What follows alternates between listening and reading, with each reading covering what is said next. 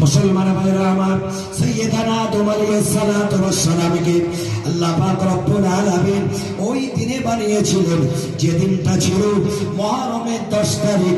ওই দিনে সাইয়্যিদানা আদম আলাইহিস সালাতু ওয়াস সালামকে আল্লাহ পাক তৈরি করেছিলেন।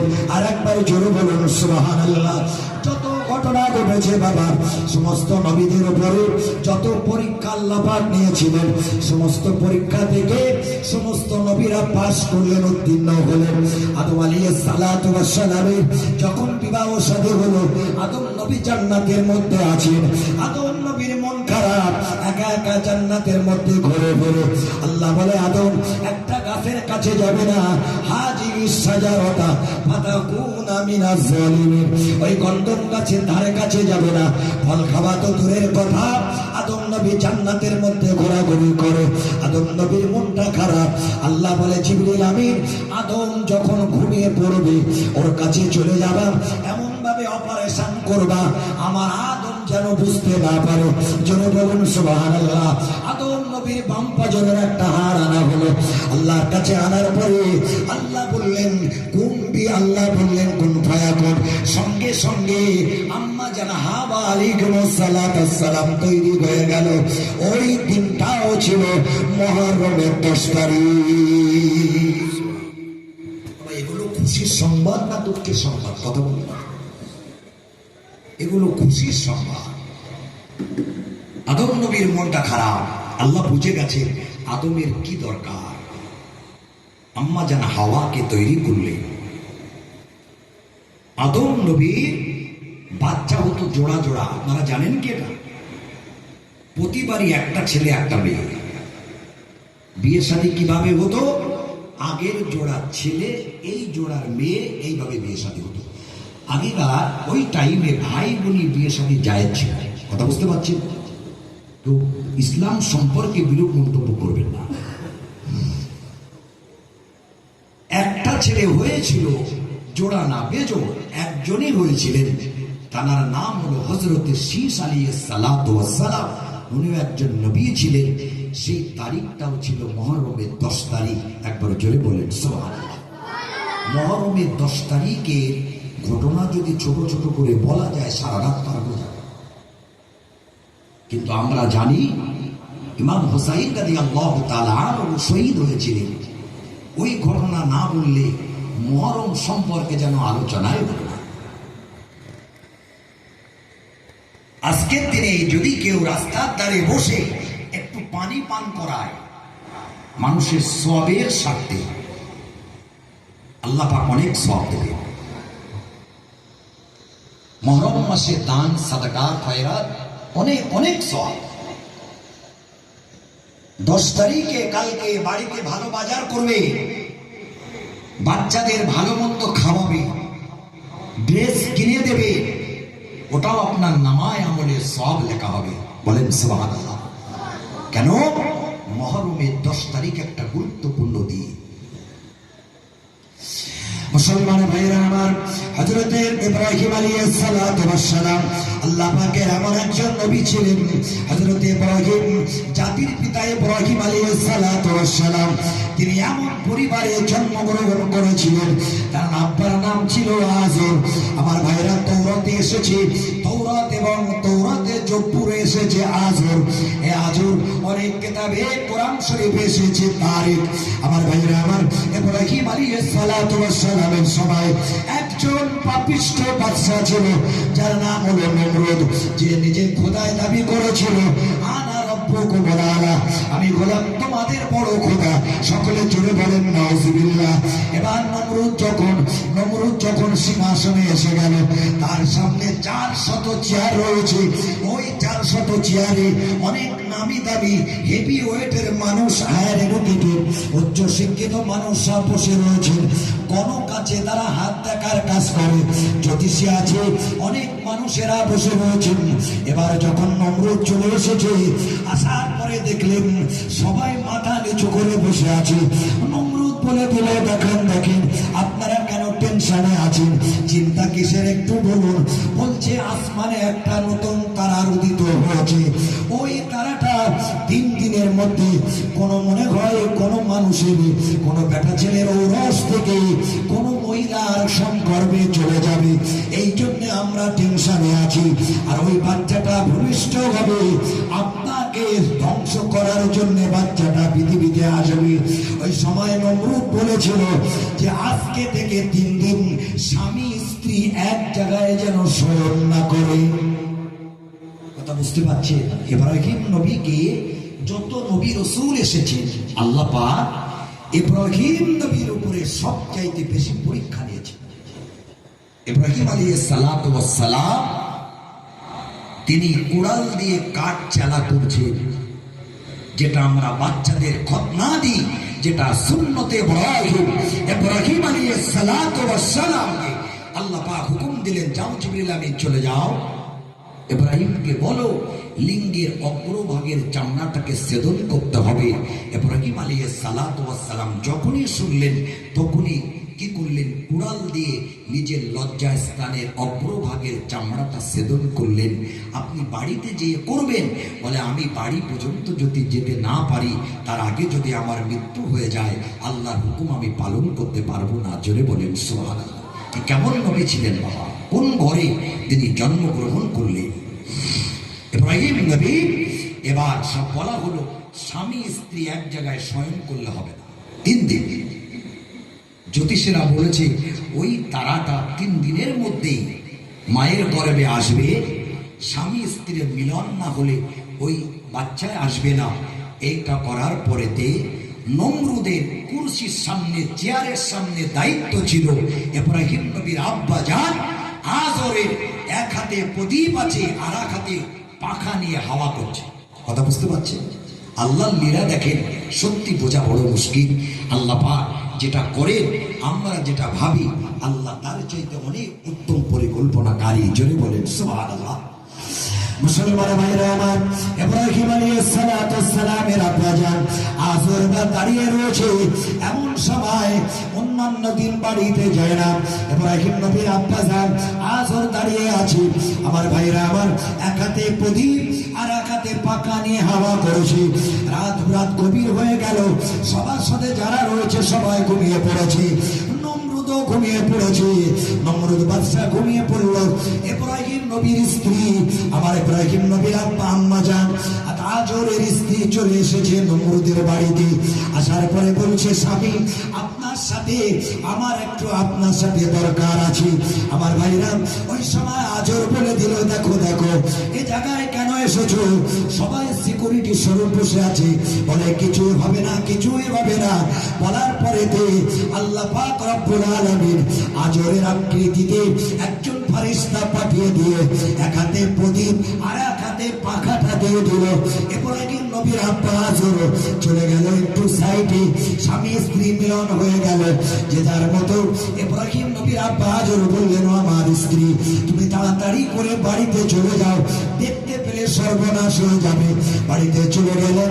চলে যাওয়ার পরে পরের দিন সকালবেলা এবার জ্যোতিষীরা বলছে, ও আমাদের জাহাপনা, আমাদের বাদশাহ, আপনি তো বলেছিলেন স্বামী স্ত্রীর 3 দিন এক জায়গায় কেউ থাকতে পারবে না, কিন্তু তার মধ্যে দিয়ে ওই তারকাটা খুশি একজন মায়ের গর্ভে চলে এসেছি।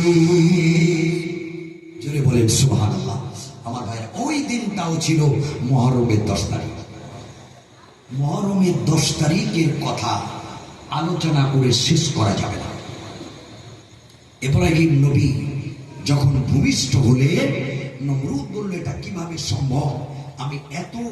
আমি সিকিউরিটি দেওয়ার পরেও এটা কিভাবে সম্ভব হলো আমি তো বুঝতে পারছি না। আমার ভাইরা, যখন বাচ্চা হবার সম্ভাবনা হলো, একটা পাহাড়ের গুহায় চলে গেল, ছোট্ট একটা গর্তের মধ্যে চলে গেলেন। ইব্রাহিম আলাইহিস সালাতু ওয়াস সালাম সেখানে ভূমিষ্ঠ হলেন। আল্লাহ পাক রব্বুল আলামিন 2টো আঙুল দিয়ে, একটা আঙুল দিয়ে মধু বার হতো আর একটা আঙুল দিয়ে দুধ বার হতো। তিনি চুষে চুষে ওই মধু আর দুধ খেয়ে সেখানে আস্তে আস্তে বড় হচ্ছেন। জাতির পিতা ইব্রাহিম আলাইহিস সালাতু ওয়াস সালাম। ইব্রাহিম নবী বড় হলেন। ইব্রাহিম আলাইহিস সালাতু ওয়াস সালামকে আগুনে ফেলা হলো, আগুন থেকে উদ্ধার করা হলো। কুল্লা ইয়া নারু কুনি বারদাও ওয়া সালামান এই আগুন তুমি শীতল ঠান্ডা হয়ে যাও। ইব্রাহিম নবীর জন্য আগুন শীতল ঠান্ডা হয়ে গেল। এমন ঠান্ডা হও যেন আমার ইব্রাহিমের সর্দি না হয়, ইব্রাহিমের যেন সর্দি কাশি না হয়, এমন ঠান্ডা হয়ে যাও। আল্লাহ পাকের হুকুম পালন করলো। আগুন ওই দিন আগুন থেকে উদ্ধার করা হয়েছিল। সেই দিনটাও ছিল আমার ভাইরা মুহররমের 10 তারিখ। আর একবার জোরে বলেন সুবহানাল্লাহ। ভাইরা আমার, এই পৃথিবীটা ধ্বংস হবে সেই তারিখটা হলো মুহররমের 10 তারিখ। এই তারিখে আমরা রোজা রাখবো, ইবাদত করবো, নামাজ পড়বো, তাসবিহ তাহলিল করবো, ইবাদত বন্দেগী আমরা করবো আমার ভাইরা। তবে কারবালার ঘটনা একটু সংক্ষেপে বললে মনে হয় ভালো হয় নাকি? আপনারা শুনতে চান তো না? কে কে শুনবেন একটু হাত তুলে তো দেখি বাবাজি। মাশাআল্লাহ, সবাই শুনতে চান। সকলে একটু দরুদ শরীফ আল্লাহুম্মা সাল্লি আলা ফি শানে আয়াতি হাবিবি ইন্নাল্লাহা ওয়া মালাইকাতাহু ইউসাল্লুনা আলান নাবিয়্যি ইয়া আইয়ুহাল্লাযীনা আমানু সাল্লু আলাইহি ওয়া সাল্লিমু তাসলিমা আল্লাহুম্মা সাল্লি আলা। সকলে আওয়াজ তুলে মহব্বতের সঙ্গে পড়ুন। ওয়া আলা আলি সাইয়্যিদিনা মাওলানা। আরো জোরে জোরে আল্লাহুম্মা সাল্লি আলা সাইয়্যিদিনা মাওলানা মুহাম্মদ ওয়া আলা আলি সাইয়্যিদিনা।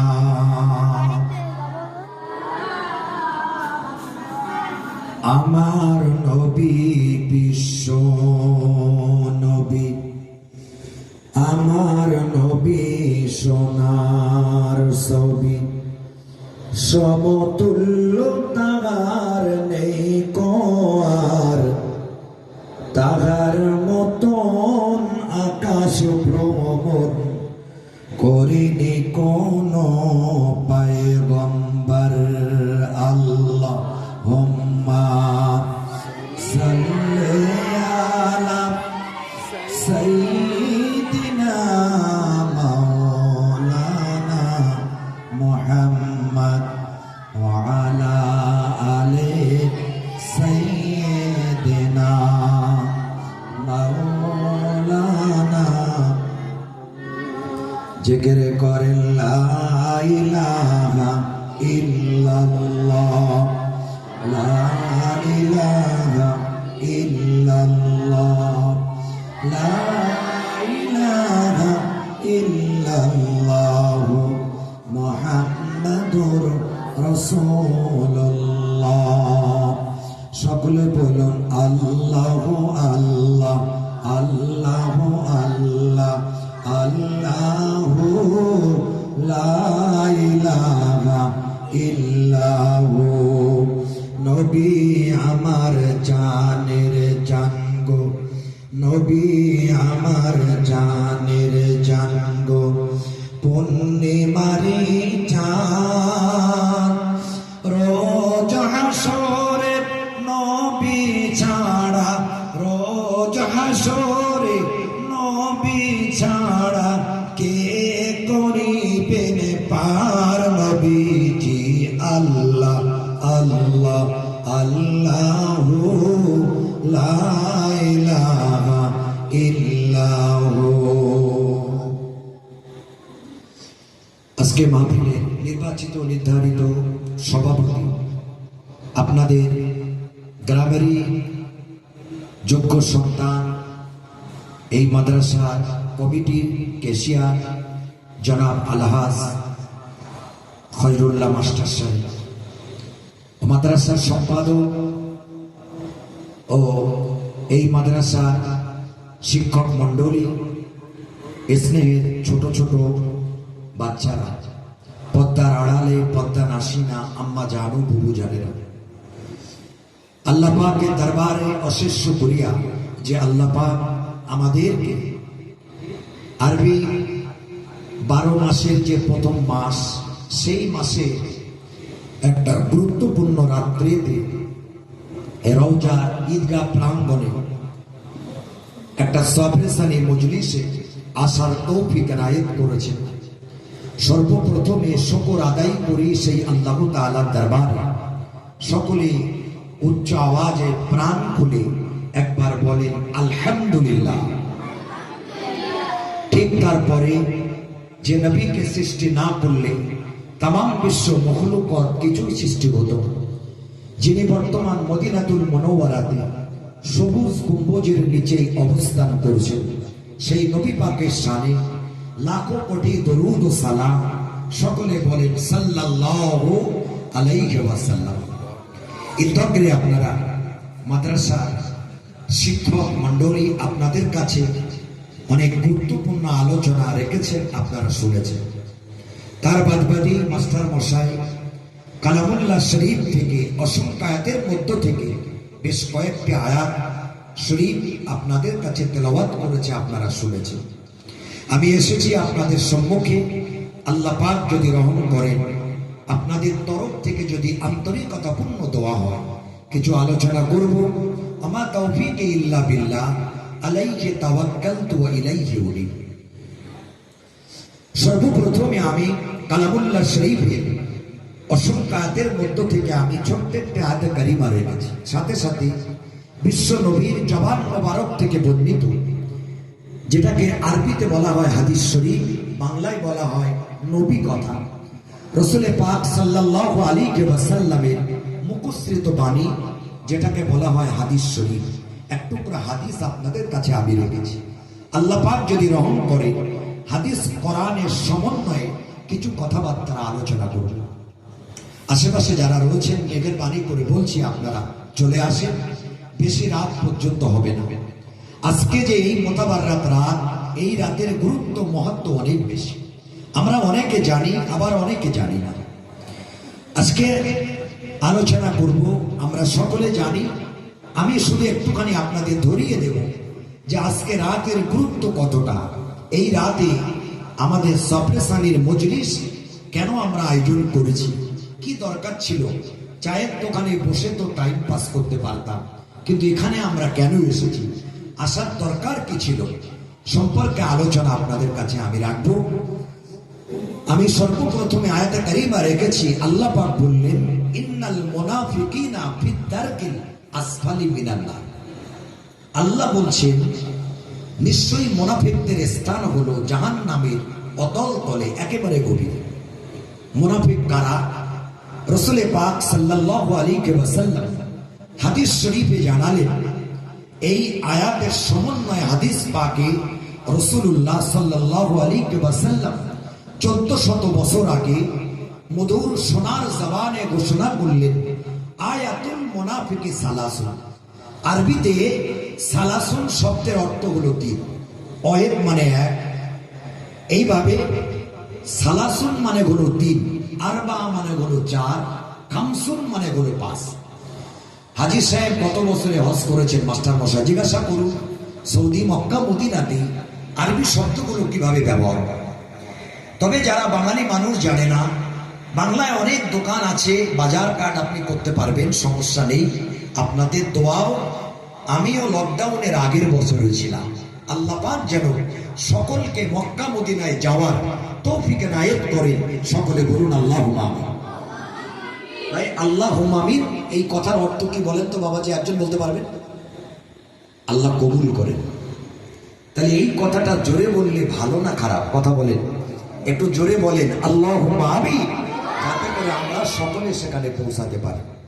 মক্কা মদিনা এমন ক্যাসিং পাওয়ার, যে মানুষটা যেতে চায় না, যদি একবার পাঠাতে পারেন বাড়ি আসবে, ও বলবে আমি আমার জমি জায়গা বিক্রি করব, আমি মক্কা মদিনায় চলে যাব, কারণ আমার মন এখানে ভালো লাগছে না।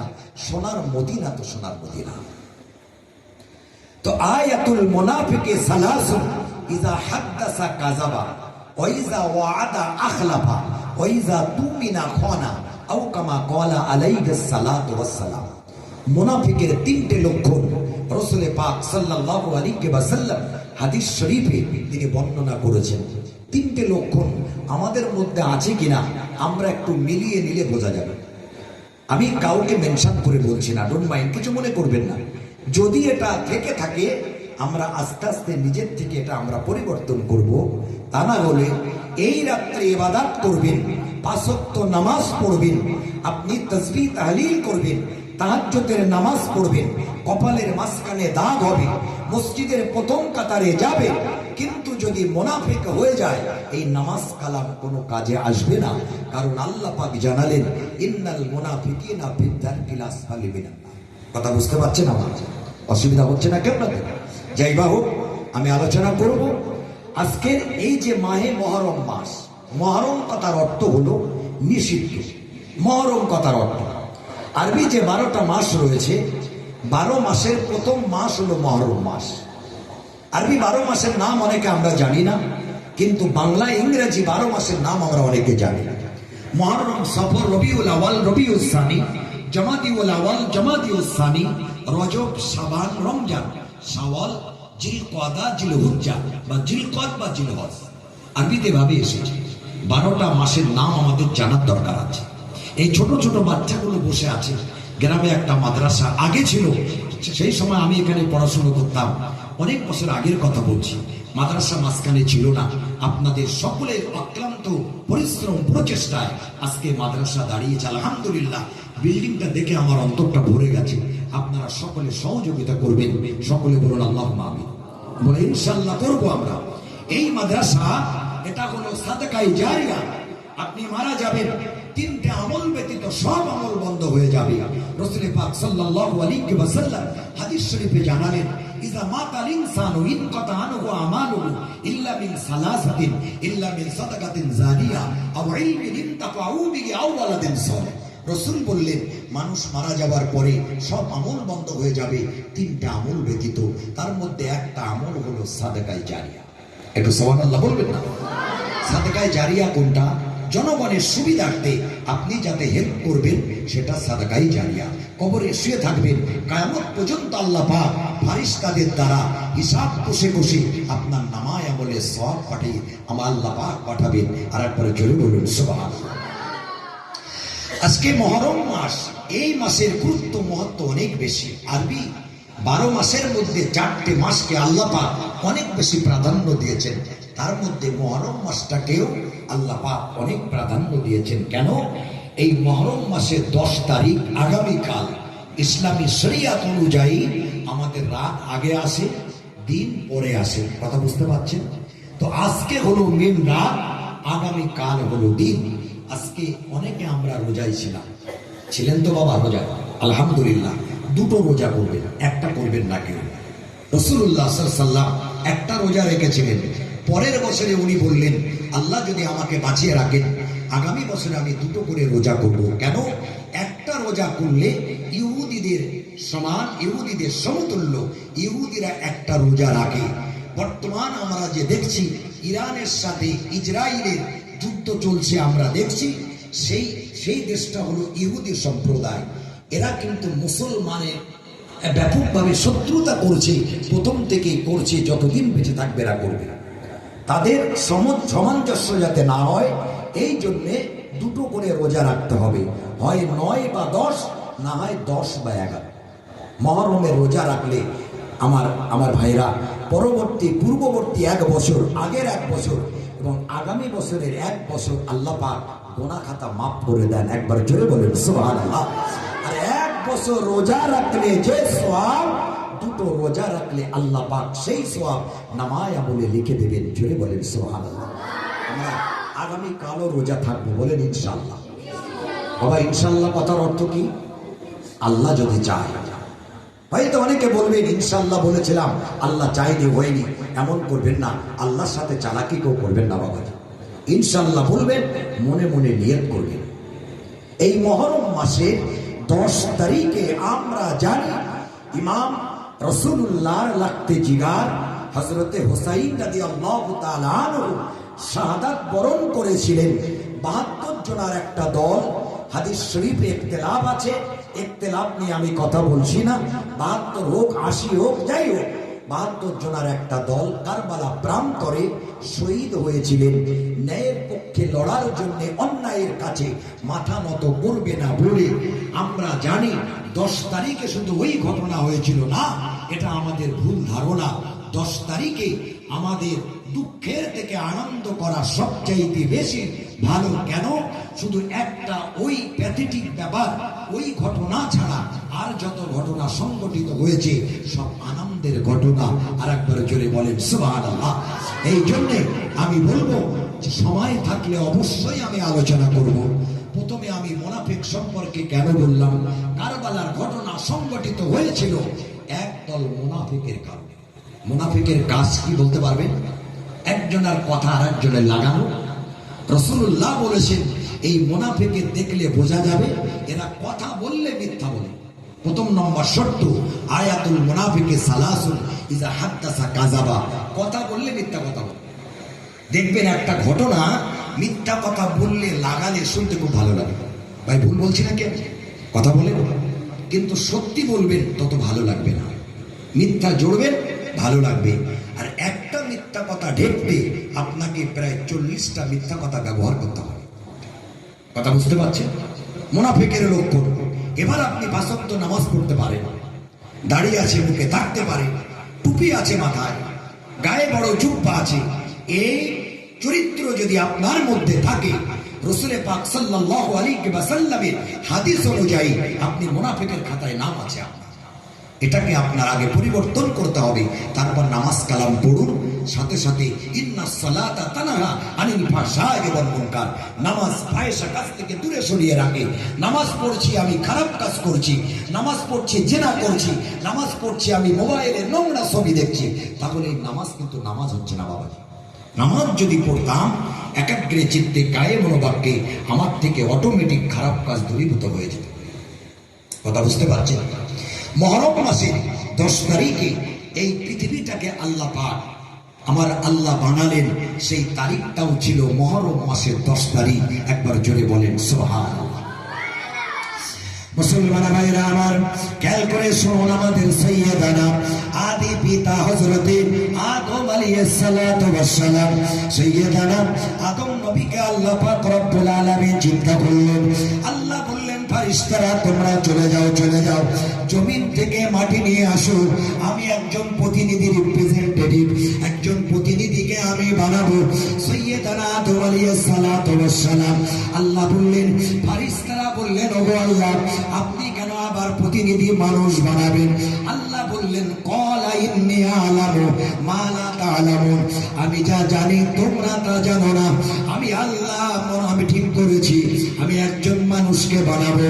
4 জন বিখ্যাত ফেরেশতা রয়েছে, হযরতে জিবরিল আমিন আলাইহিস সালাতু ওয়াস সালাম, হযরতে মিকাইল আলাইহিস সালাতু ওয়াস সালাম, হযরতে ইসরাফিল আলাইহিস সালাতু ওয়াস সালাম, হযরতে আজরাইল আলাইহিস সালাতু ওয়াস সালাম। লম্বা চওড়া আলোচনা, ওদিকে আমি যেতে চাইছি না। আল্লাহ পাক এবার জমিনে পাঠালেন, জমিন কান্নাকাটি শুরু করে দিল, আমার থেকে মাটি নিও না, মাটি নিও না, আমার লাগবে। ফেরেশতা চলে এসেছে আল্লাহর সঙ্গে, আল্লাহর সামনে গিয়ে দাঁড়ালো। আল্লাহ বললেন, ও ফেরেশতা মাটি এনেছো? আল্লাহ বলে, আল্লাহ জমিন কান্নাকাটি করে, আমি মাটি আনতে পারিনি। আল্লাহ বললেন, ফেরেশতা বললেন, আমি মাটি আনতে পারিনি। জিবরিল আমিন ফেরেশতার কাজ কি বলতে পারবেন বাবা? একজন বলেন। এত মানুষ তো আছে, সবাই জানে। দেখবেন কিছু কিছু মানুষ আছে মৌলভী সাহেবদের টেস্ট করে যে মৌলভী সাহেবরা জানে কিনা। জিবরিল আমিনের কাজ হলো আল্লাহর কাছ থেকে সংবাদ নবীর কাছে দেয়া, নবীর কাছ থেকে সংবাদ আল্লাহর কাছে দেয়া, আল্লাহর দূত বার্তা পৌঁছে দেয়া। মাস্টার মশাই সবই জানে, কথাবার্তা এখানে হিসাব করে বলতে হবে। কথা বুঝতে পারছি? দীর্ঘদিন শিক্ষকতা করেছে। অনেক শিক্ষিত মানুষ আছেন, আর একজন ফারিস্তা আসলেন, একই রকম বক্তব্য, একই রকম কথা শুনে আল্লাহর কাছে চলে গেলেন। মালাকুল মউত আজরাইল ফারিস্তা কঠোর প্রকৃতির, তা না বলে মানুষের জান কবজ করতে পারবে না। জমিনে আসার পরে মাটি তুলে নিলেন, নেওয়ার পরে বলছে, মাটি কি বলছো বলো। বলছে, আমার বলার কিছু নেই, তুমি তো মাটি নিয়ে নিয়েছো। আল্লাহর কাছে চলে আসলেন। আল্লাহ পাক বললেন, ওয়াইজ ক্বালা রাব্বুকা লিল মালাইকাতি ইন্নী জাইলুন ফিল আরদি খলিফা, আমি একটা প্রতিনিধি বানাবো। আল্লাহ পাক কোরআন শরীফে সূরাতুল বাকারার মধ্যে আল্লাহ বলে দিলেন, আল্লাহ বললেন কুন ফায়াকুন, সঙ্গে সঙ্গে আদম নবীর একটা স্ট্রাকচার, একটা মূর্তি বানানো হলো 60 হাত লম্বা, শোয়ানো আছে। অনেক লম্বা চওড়া বিস্তারিত আলোচনা আমি বলতে চাইছি না, বলার উদ্দেশ্য হলো আদম নবীর মধ্যে আল্লাহ যখন এবার নূরে মুহাম্মাদি পয়দা করলেন, আদম নবী নড়ে চড়ে উঠলেন, উনি বললেন আলহামদুলিল্লাহ। আল্লাহ পাকের কুদরতি অন্তরটা অনেক শান্তি হয়ে গেল।